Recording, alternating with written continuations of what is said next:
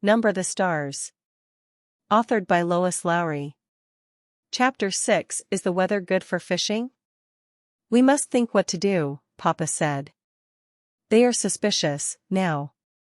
To be honest, I thought that if they came here at A1L, and I hoped they wouldn't, that they would just glance around, see that we had no place to hide anyone, and would go away. I'm sorry I have dark hair, Ellen murmured. It made them suspicious. Mama reached over quickly and took Ellen's hand. You have beautiful hair, Ellen, just like your mama's, she said. Don't ever be sorry for that. Weren't we lucky that Papa thought so quickly and found the pictures? And weren't we lucky that Lise had dark hair when she was a baby? It turned blonde later on, when she was 2 or so. In between, Papa added, she was bald for a while. Ellen and Annemarie both smiled tentatively. For a moment their fear was eased.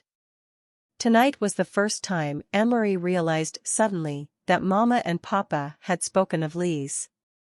The first time in 3 years. Outside, the sky was beginning to lighten.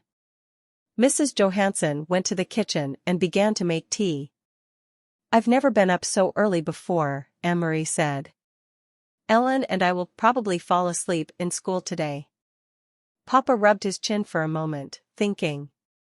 I think we must not take the risk of sending you to school today, he said. It is possible that they will look for the Jewish children in the schools. Not go to school? Ellen asked in amazement. My parents have always told me that education is the most important thing.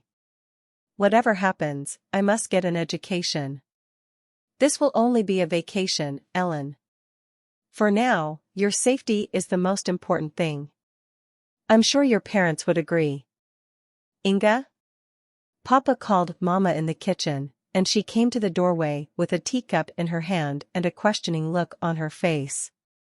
Yes? We must take the girls to Henrik's. You remember what Peter told us.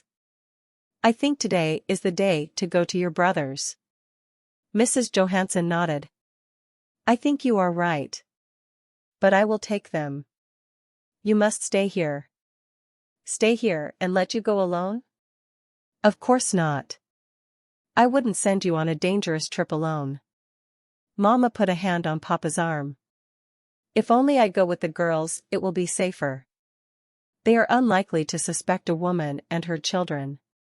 But if they are watching us, if they see all of us leave? If they are aware that the apartment is empty, that you don't go to your office this morning? Then they will know. Then it will be dangerous. I am not afraid to go alone. It was very seldom that Mama disagreed with Papa.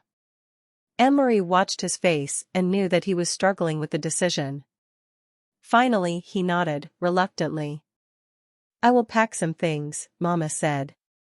What time is it? Papa looked at his watch. Almost 5, he said. Henrik will still be there. He leaves around 5. Why don't you call him? Papa went to the telephone. Ellen looked puzzled. Who is Henrik? Where does he go at 5 in the morning? She asked. Annemarie laughed. He's my uncle, my mother's brother. And he's a fisherman. They leave very early, all the fishermen, each morning, their boats go out at sunrise.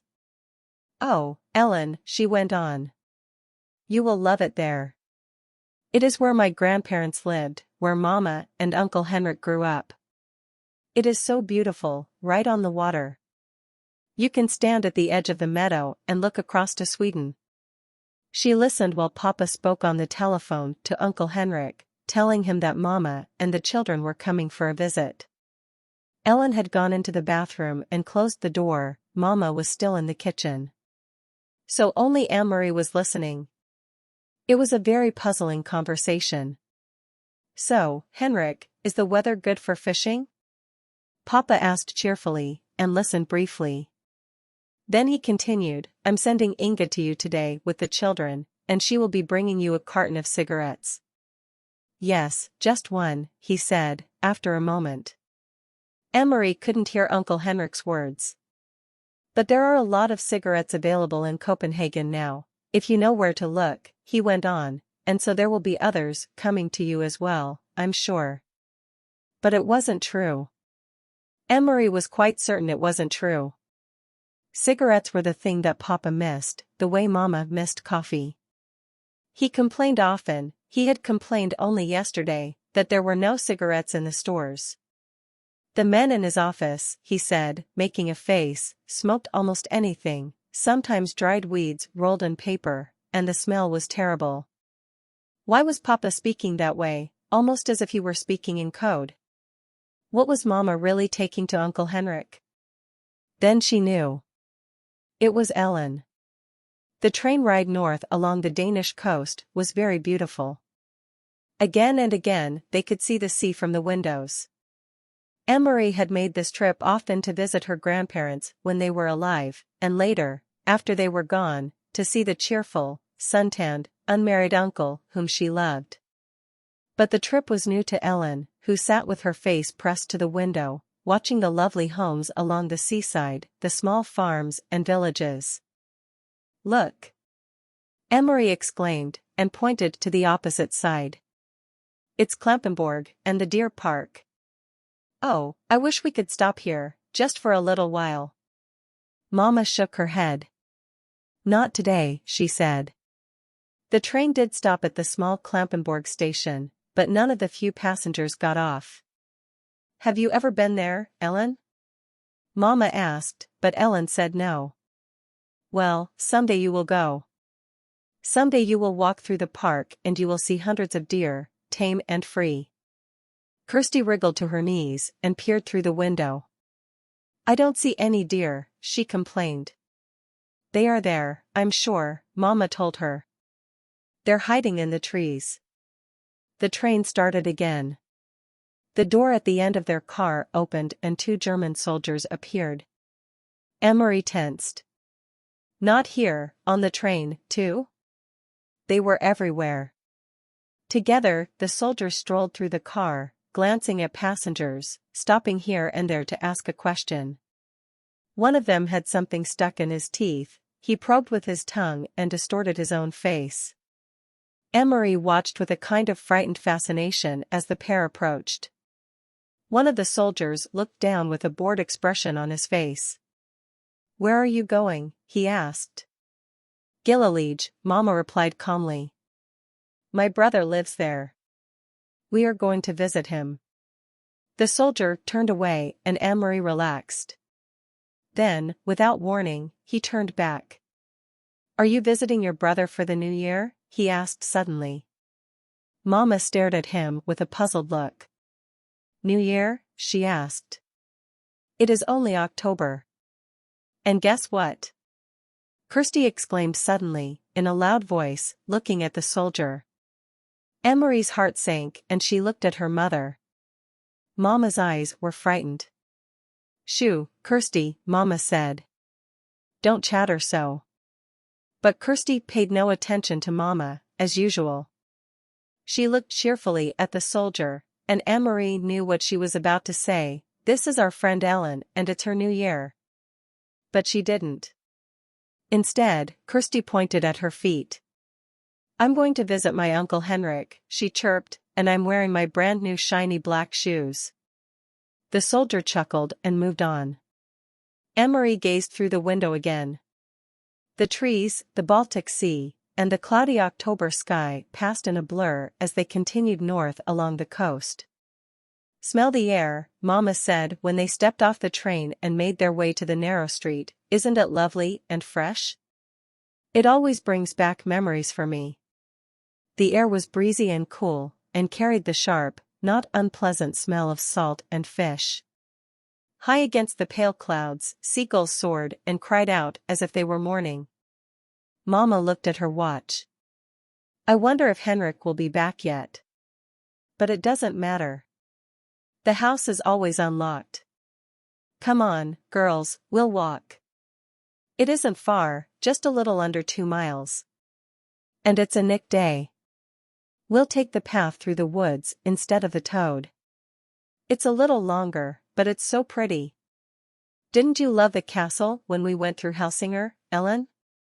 Kirsty asked. She had been talking about Kronborg Castle ever since they had seen it, sprawling massive and ancient, beside the sea, from the train. I wish we could have stopped to visit the castle.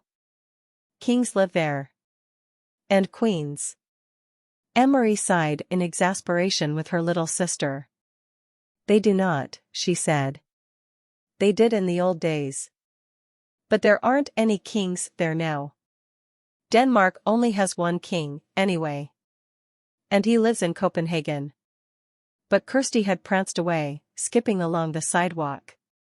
Kings and queens, she sang happily. Kings and queens. Mama shrugged and smiled. Let her dream, Annemarie. I did the same when I was her age. She turned, leading the way along a tiny, twisting street, heading toward the outskirts of the village. Things have hardly changed here since I was a girl, she said. My Aunt Git lived there, in that house, she pointed, and she's been dead for years. But the house is the same. She always had wonderful flowers in her garden. She peered over the low stone wall and looked at the few flowering bushes as they passed the house. Maybe they still do, but it's the wrong time of year, there are just those few chrysanthemums left. And see, over there?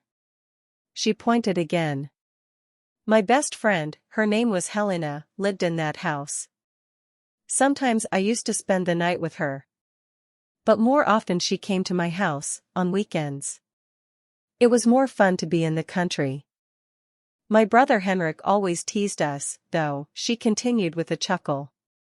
He told us ghost stories and scared us half to death.